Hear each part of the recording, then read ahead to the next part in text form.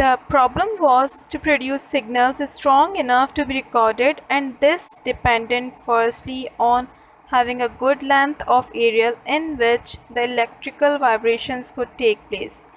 अब यहाँ पर जो एक प्रॉब्लम आ रही थी वो प्रॉब्लम ये थी कि सिग्नल्स को प्रोड्यूस किया जाए इतना स्ट्रॉन्ग कि जो आवाज़ है या कोड्स हैं वो रिकॉर्ड किए जाएं। और इसके अलावा ये जो चीज़ें हैं ये किस चीज़ पर डिपेंड करती हैं। सबसे पहले तो ये कि आपके पास एक अच्छा मीडियम होना चाहिए जो कि इलेक्ट्रिकल वाइब्रेशंस को लेकर जाए एक जगह से दूसरी जगह। Marconi made the discovery that if he placed his aerial vertically instead of horizontally, he obtained maximum strength. अब उनके पास जो ट्रांसमीटर था उन्होंने ये सोचा कि इस मीडियम को अगर इसको हम वर्टिकली की जगह हम हॉरिजॉन्टली की तरह अगर हम इसको वर्टिकली प्लेस करें तो क्या होगा कि हमारे पास ज़्यादा से ज़्यादा स्ट्रेंथ में और ज़्यादा स्ट्रॉन्ग सिग्नल्स हमें मिलेंगे। It acted as though he had doubled the length of his aerial, as though one half of it were buried in the earth. अब उन्होंने क्या किया कि इसकी जो लेंथ थी ना, जो यहाँ पर वायर लिया गया था, तो उसकी जो लेंथ थी उसको डबल कर दिया गया और डबल करके उसको जो हाफ़ था, वन हाफ़ मतलब उसका एक हिस्सा वो ज़मीन के अंदर छुपा लिया या हम कह सकते हैं ज़मीन के अंदर दफना दिया था। अब इससे क्या होता है, इन्हें मैक्सिमम स्ट्रेंथ मिल रही थी, मैक्सिमम सिग्नल्स मिल रहे थे जो कि पहले से कहीं ज़्यादा स्ट्रॉन्ग थे। Marconi came to England and submitted his invention to the British government in 1896. अब मार्कोनी इंग्लैंड पहुँचे और उनकी जो भी इन्वेंशंस थी उन्होंने ब्रिटिश गवर्नमेंट के हवाले की 1896 में। And the next year the Markovnikov wireless telegraph company was founded, और उसके बाद उसके ही अगले साल मार्कोनी की एक वायरलेस टेलीग्राफ कंपनी बन गई। He interested the British post office and experimented from the roof of the General Post Office at St. Martin's Le Grand in London. फिर उन्हें मज़ीद इंटरेस्ट शो किया ब्रिटिश पोस्ट ऑफिस की जो छत थी उसके ऊपर उन्होंने एक्सपेरिमेंट्स परफॉर्म किए। He worked on Salisbury plan and then sent messages across Bristol Channel. In 1898, the invention was used in the British naval monocours. The next year, signals were sent across the English Channel. अब यहाँ पर उन्होंने एक concept introduce करवाया, messages send करने का जो concept था वो, और ये जो इनकी इन्वेंशन है वो 1898 में जो ब्रिटिश नेवल फोर्स जो होती है उसमें बहुत ज़्यादा यूज़फुल रही। और उसके अगले साल इनके जो सिग्नल्स थे वो इंग्लिश चैनल तक पहुंच गए। Marconi's dream of linking nation to nation grew nearer. अब जो मार्कोनी का ख्वाब था कि सब नेशंस को करीब से करीब लाया जाए तो वो बहुत ज़्यादा सच होता जा रहा था। One moment of triumph came when Queen Victoria, staying at Osborne House, sent a message to the Prince of Wales on board of the royal yacht. For not the least part of Marconi's vision was the ships at sea could be kept in constant touch with land and with each other. अब सबसे ज़्यादा जो कामयाबी थी Markovnikov की तो वो ये थी जब क्वीन विक्टोरिया ने एक मैसेज सेंड किया वेल्स के प्रिंस को और मार्कोनी के काम को बहुत सराहा, और फिर मज़ीद ये बात भी कही कि मार्कोनी के इस विज़न को और ज़्यादा वास्ट किया जाए कि जैसे जो शिप्स हैं जो कि सी में हैं, समंदर में हैं, वो भी इन टच रहें लैंड, मतलब जो लोग ज़मीन पे हैं और शिप्स में जो लोग सफ़र कर रहे हैं वो एक दूसरे से, और इसके अलावा वो ज़मीन पे जो लोग हैं उन लोगों से राब्ते में रहें। Another possibility became certainly when the Dublin Daily Express used the invention to report the Kingstown Regatta. और एक और पॉसिबिलिटी ये भी थी कि जब उनके मज़ीद सराहा जाए तो बहुत सारी ऐसी जगह रिपोर्ट्स या हम कह सकते हैं डेली एक्सप्रेस जहाँ पर उनके इस काम को बहुत ज़्यादा मेंशन किया गया, तो ये उनकी बहुत ज़्यादा बड़ी कामयाबियाँ थीं मार्कोनी की। But all these pioneering experiment and applications were over comparatively short distances। और जितनी भी ये अभी तक एक्सपेरिमेंट्स हुए, जितनी भी प्रैक्टिकल एप्लीकेशंस हुई, तो ये सब अभी फ़िलहाल एक कम फासले की हद तक महदूद थी। And the daughters still did not believe in the unlimited range. अब जो लोग इस बात पे यकीन नहीं करते थे, तो उन्हें अभी तक शक था कि कोई ऐसा वायरलेस नहीं बनेगा कि जिसके थ्रू एक अनलिमिटेड रेंज हो, जहाँ पर बात कर सकें इंसान, एक दूसरे से राब्ते में रह सके। They argued that the curve of the earth would interfere. अब लोगों को ये लगता था कि जो अर्थ है उसका जो कर्व है, तो उसके थ्रू वो इंटरफेयर करेगा और उसके थ्रू ये होगा कि ये कॉन्सेप्ट कभी भी रियलिटी में तब्दील नहीं हो सकता। Marconi planned his supreme test. अब मार्कोनी ने प्लान किया एक अपना बहुत बड़ा test. At Poldhu in Cornwall he set up his signal station, and during the December of 1901 he crossed quietly to Newfoundland। Markovnikov का जो प्लान था वो ये था कि वो एक सिग्नल स्टेशन बना सके, और ये प्लान जो है वो किया गया था दिसंबर में 1901। और फिर ये प्लान करने के बाद वो खामोशी से न्यूफाउंडलैंड की तरफ रवाना हो गए। He did not dare to disclose a plan which might fail। अब ये प्लान अभी किसी को डिस्कस नहीं करना चाहते थे, इसलिए ये बहुत ज़्यादा खामोशी के साथ न्यू फाउंडलैंड की तरफ रवाना हो गए। ये डिस्कस इसलिए नहीं करना चाहते थे क्योंकि हो सकता है कि ये प्लान सक्सेसफुल ना रहे। But he had arranged with his assistants in Cornwall that at a certain nor of a certain day। अब ये जितने भी नाम थे वो सब इन्होंने अपने असिस्टेंट के साथ मिलकर कॉर्नवॉल में परफॉर्म किए। They should transmit the 3-dot signal for S in the Morse code, and he would listen in on a telephone attached to a 3 meters kite flying 122 meters in the air।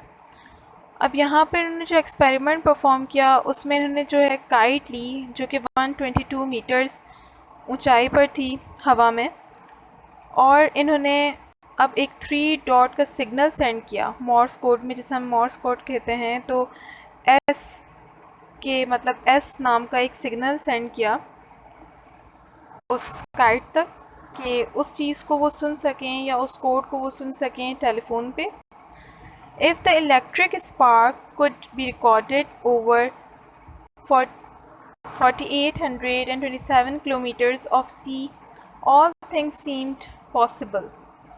और अगर ये electric spark record एक यहाँ पर 4,827 kilometres जो है इतने फासले पर, तो समझें कि सब चीज़ें पॉसिबल हो सकती हैं। मतलब अगर इतने डिस्टेंस तक कोई भी मॉर्स कोड रिकॉर्ड हो सकता है या उसका साउंड हम रिसीव कर सकते हैं, तो कोई भी चीज़ पॉसिबल हो सकती है। On the test day the man in Cornwall flashed a spark 30 centimeters long and as thick as a man's wrist across the gap in the enormous coils of the wire, and at that moment in distance Newfoundland, Marconi heard the treble signal। Wireless had conquered space। अब जिस दिन ये test रखा गया, तो अब test वाले दिन क्या होता है कि जो आदमी जो कॉर्नवॉल में प्रेजेंट था उसने फ्लैश किया स्पार्क, मतलब एक स्पार्क रोशनी सी चली जो कि 30 सेंटीमीटर लॉन्ग थी और इतनी थिक थी और एक बहुत ज़्यादा लंबे गैप पे थी। मतलब कॉइल जो थी वायर की, जो दो कॉइल्स थे, एक जो कि रिसीवर की तरफ होता है और एक उस तरफ होता है जो कि साउंड सेंड कर रहा होता है।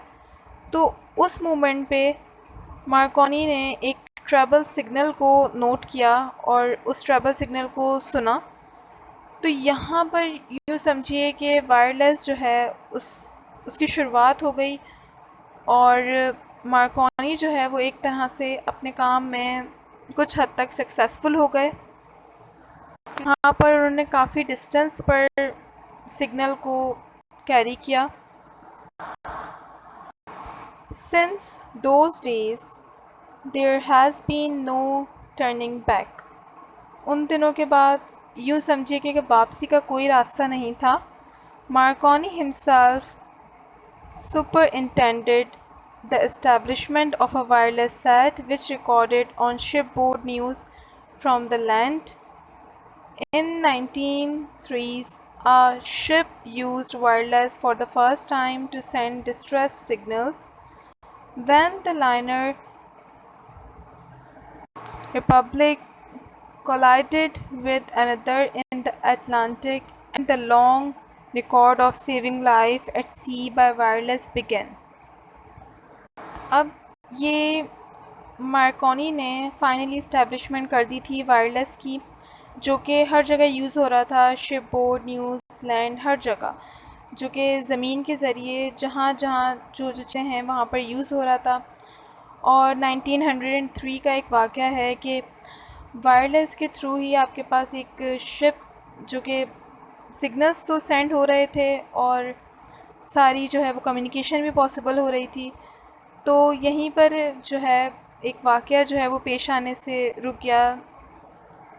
मतलब सी लेवल पे ही शिप्स का कोई वाक़या था जो कि रुक गया और सिर्फ वायरलेस की मदद से। और फिर यही सिलसिला चलता रहा कि वायरलेस की मदद से बहुत सारी जानें भी बच गईं।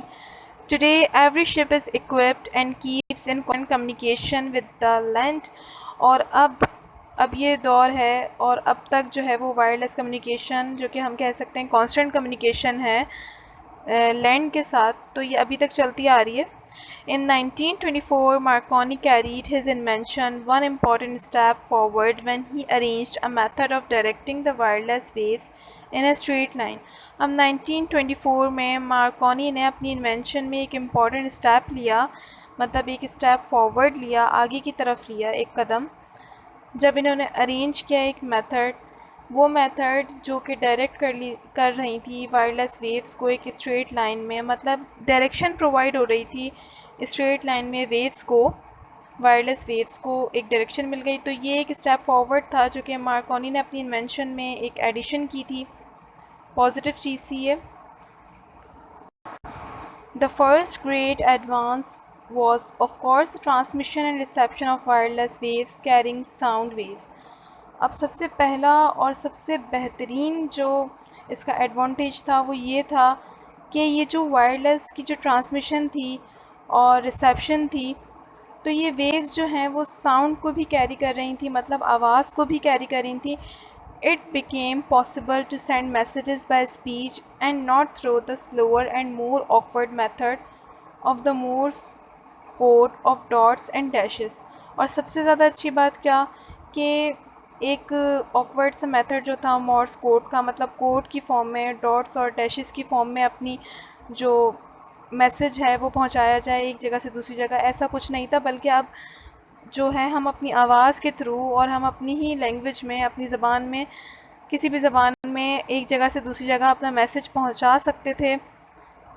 Music as well as speech could be broadcast, and in the 1920s, sound broadcasting entered millions of homes throughout the world, a wonderful medium of entertainment and instruction. अब यहाँ पर म्यूज़िक वगैरह, स्पीच वगैरह, ये एक बहुत बड़ा सिस्टम बन चुका था। और 1920s की अगर हम बात करें तो ये एक ऐसा तरीका हो गया था कि जो कि हर घर में था थ्रू आउट द वर्ल्ड। हर कोई ये मीडियम जो था यूज़ कर रहा था, जिसमें एंटरटेनमेंट भी थी, इंस्ट्रक्शंस भी थी और इसके अलावा कम्युनिकेशन का एक बेहतरीन मेथड था। तो इसलिए हर कोई इससे फ़ायदा उठा रहा था उस दौर में। Then, thanks largely to the genius of Baird, methods were devised of sending pictures by radio. Public television services began in the 1930s, but their progress was halted by the outbreak of war in 1939. अब यहाँ पर thanks किया जा रहा है genius को, Markovnikov को, कि उसने इस तरह के मेथड, मतलब एक ऐसा तरीका निकाला जिसके थ्रू हम पिक्चर्स भी सेंड कर सकते हैं और हर इंफॉर्मेशन भी मिल सकती है। तकरीबन हर सहूलत मिल गई थी वायरलेस की मदद से। लेकिन सडनली 1939 में वॉर वाली कंडीशन आ गई, तो इसकी प्रोग्रेस को थोड़ा बहुत फ़र्क पड़ा उससे। After the coming of peace in 1945, television spread and became immensely popular over the greater part of the world. लेकिन जब पीसफुल सिचुएशन क्रिएट हो गई, पुरअमन सिचुएशन हो गई, 1945 की बात है, तो टेलीविज़न वगैरह जो थे, टीवी मतलब, तो वहाँ उसके थ्रू बहुत ज़्यादा एक समझ लो कि पॉपुलर चीज़ थी जो कि हर पार्ट में वर्ल्ड की थी। All regular services transmit pictures in black and white, but television transmission in color has been carried out experimentally for several years, and only the great expense of television in color has prevented its general adoption. अब एक समझो कि एक service थी ये जो wireless की थी, जिसमें हम पिक्चर्स वगैरह ब्लैक एंड वाइट की फॉर्म में देख सकते हैं। जैसे कि टेलीविज़न जो था उसकी ट्रांसमिशन भी ब्लैक एंड वाइट में ही चलती थी पहले। तो ये जो कलर्स वगैरह हैं ये तो बाद में ऐड हुए हैं, इनकी एडिशन बाद में हुई है। जो सिंपल फॉर्म जो थी, जो कि हमें वायरलेस में पहले शुरू से जो टेलीविज़न जो हमें मिले थे, वो तो ब्लैक एंड वाइट थे। और बहुत सारे एक्सपेरिमेंट्स परफॉर्म होते गए बहुत सालों में, और उसके बाद फिर यहाँ पर जब बहुत से एक्सपेरिमेंट सक्सेसफुल हुए, उसके बाद कहीं जाकर कलर्स की एडिशन हुई, तो ब्लैक एंड वाइट से हमारे पास कलर टेलीविज़न आने लग गया। Another remarkable development took place in Britain in the 1930s. अब एक और बहुत ज़्यादा बेहतरीन और काबिल तारीफ़ डेवलपमेंट हुई ब्रिटेन में 1930s में। Post office engineers discovered that radio waves of higher frequency were reflected from aircraft and the reflected waves could be detected. Post office engineers जो थे उन्होंने डिस्कवर किया कि जो रेडियो वेव्स हैं, मतलब बहुत ज़्यादा हाई फ्रीक्वेंसी की जो रेडियो वेव्स होती हैं, वो रिफ़्लेक्ट हो जाती हैं जो एयरक्राफ्ट मतलब जो एयर के जो व्हीकल्स होते हैं, हेलीकॉप्टर वगैरह, तो वो रिफ़्लेक्ट हो जाती हैं और रिफ़्लेक्टेड वेव्स जो हैं वो डिटेक्ट हो सकती हैं। मतलब जो भी सिग्नल्स वगैरह हैं वो उस एयरक्राफ्ट से हिट होकर वापस आएंगे तो वो डिटेक्ट हो सकते हैं। तो ये एक डिस्कवरी थी। From this discovery radar was developed, और इस डिस्कवरी से हमारे पास रडार डेवलप हुई। रडार क्या है? रडार आपके पास एक डिटेक्शन के लिए जो वेव्स होती हैं उनको डिटेक्ट करने के लिए एक मशीन होती है जिसे रडार का नाम दिया है। A device that can locate the position of a ship और an aeroplane to within 46 meters or even less if required. अब ये एक ऐसी डिवाइस है जो कि पोजीशन बता सकती है शिप्स की, मतलब जब वो वेव्स को डिटेक्ट करेगी तो वो पोजीशन बता सकती है शिप की या एरोप्लेन की। तकरीबन 46 मीटर्स की दूरी से ही वो बता सकती है उसकी लोकेशन के वो इस वक्त कहाँ प्रेजेंट है। और इसके अलावा इससे ज़्यादा कम डिस्टेंस पे भी अगर आपको कम डिस्टेंस पे उसकी लोकेशन फाइंड आउट करनी है, तो इससे कम लोकेशन जो है वो इससे ज़्यादा डिस्टेंस जो है अगर कम होगा तो भी इसकी लोकेशन हमें पता चल सकती है। During the war radar played an immensely important part in the air defence of great Britain, और इसी डिवाइस ने रडार ने एक बहुत इम्पॉर्टेंट वर्क किया था, रोल प्ले किया था एयर डिफेंस में। जब ब्रिटेन जो है वॉर के दरमियान ब्रिटेन में एयर डिफेंस जो था वो सारा प्रोसेस परफॉर्म करने वाला जो था वो रिस्पॉन्सिबल था रडार। क्योंकि उसने बहुत सी ऐसी चीज़ें डिटेक्ट की थी, कोई हमला कर रहा है या कोई ऐसा फॉरेन हेलीकॉप्टर है या एयरक्राफ्ट है, तो उस चीज़ को वो पहले से पहले डिटेक्ट कर लिया। Since the war it has added immeasurable to the safety of peaceful travel। और इसके साथ साथ वॉर के बाद भी बहुत सारी ऐसी इंपॉर्टेंट चीज़ें, मतलब हम कह सकते हैं कि सेफ्टी, जो कि ताकि पीसफुल आपका जो सफ़र है वो पीसफुल हो सके एक जगह से दूसरी जगह, तो ये भी पॉसिबल बनाया रडार ने। Ships equipped with radar can avoid collision in fog and darkness। और इसके अलावा आपस में दो शिप्स ना टकरा जाएं, क्योंकि जब बहुत ज़्यादा धुंध होती है या अंधेरा होता है तो ये चांसेस होते हैं कि एक शिप टकरा जाए सफ़र के दौरान। तो इससे ये फ़ायदा हुआ कि सफ़र जो है वो बहुत ज़्यादा इजी हो गया, क्योंकि चाहे वो फॉग में हो, डार्कनेस में हो, कहीं भी हो, लेकिन ये इजीली ऑब्ज़र्व कर सकते हैं दूसरी शिप्स को, ताकि फिर ये जो एक्सीडेंट्स वगैरह जो शिप्स के होते हैं उससे तकरीबन एक सेफ्टी मिल गई थी। For they can observe the position and movements of the other ship in their vicinity and also observe very accurately any coastline that may be near। ये इससे धुंध में और डार्कनेस में सिग्नल्स कैरी कर सकते हैं दूसरी शिप से मिलने वाले, और इसके साथ साथ जितनी भी करीब करीब जो शिप्स हैं उनकी पोजीशंस भी बता सकती है, ताकि उसके करीब भी जा ना सकें, ताकि कोई एक्सीडेंट ना हो सके। तो इसलिए रडार बहुत ज़्यादा यूज़फुल रहा जंग में भी और जंग के बाद भी। जंग में ये एक तरह से डिफेंस के तौर पे वर्क किया रडार ने, और जंग के बाद बहुत ज़्यादा जो सफ़र वगैरह जो होते हैं उनको आसान बनाया, और जो एक्सीडेंट्स वगैरह हैं उनसे भी एक तरह से हमें तहफ़्फ़ुज़ मिल गया। Air services on the modern scale would be impossible without radar. इसके साथ साथ शिप्स की अगर हम बात करें तो शिप्स के बाद हम बात करते हैं एयर सर्विसेज की, तो वो भी अब रडार के बग़ैर बिल्कुल नामुमकिन है, impossible. All aircraft movements near airports are directed by ground controllers who can see through radar the position of every aircraft in the area। That is why airliners land and take off safely without risk of collision in darkness and bad weather। और यही reason है, radar की वजह से ही easily detect हो सकती है position, और एयरपोर्ट पे जितने भी जो जहाज़ वगैरह हैं वो आते हैं और इजीली वो लैंड भी कर लेते हैं। और किसी भी वेदर में, इवन के गंदा वेदर हो, मतलब कि वेदर ऐसा नहीं हो कि सफ़र के काबिल हो, और इसके अलावा भले अंधेरा हो, कुछ भी हो, लेकिन एक तरह से यहाँ पर टेक ऑफ भी इजी हो गया और लैंडिंग भी इजी हो गई, और बिना किसी रिस्क के कोई एक्सीडेंट हो सके, इन सब चीज़ों के जो है एक तहफ़्फ़ुज़ मिल गया। One of the more recent and most wonderful developments of radio arises from the discovery that stars emit radio waves. अब एक और जो है वो रीसेंट और सबसे ज़्यादा अमेजिंग एक डेवलपमेंट थी रेडियो की, कि जो स्टार्स हैं, जो सितारे हैं, वो भी रेडियो वेव्स को एमिट करते हैं, मतलब उनसे भी रेडियो वेव्स इमिट आउट होती हैं। Great radio telescopes with huge aerials and sensitive receivers pick up radio waves from stars and galaxies too remote to be seen through the largest optical telescopes।